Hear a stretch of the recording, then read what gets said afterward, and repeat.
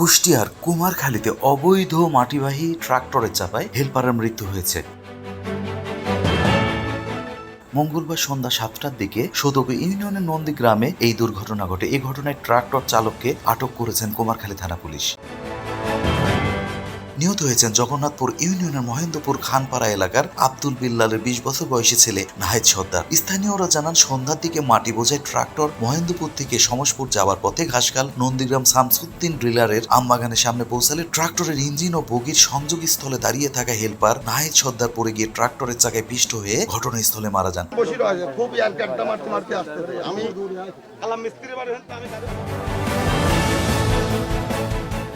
পরবর্তীতে কুমারখালী থানা পুলিশ সোহাগ ইসলাম নামের ট্রাক্টর চালককে আটক ও ট্রাক্টর জব্দ করেছেন। কুমারখালী থানার ভারপ্রাপ্ত কর্মকর্তা মোহাম্মদ আকিবুল ইসলাম জানান, ট্রাক্টরটি জব্দ ও চালককে আটক করা হয়েছে। এ বিষয়ে আইনগত ব্যবস্থা নেওয়া হবে।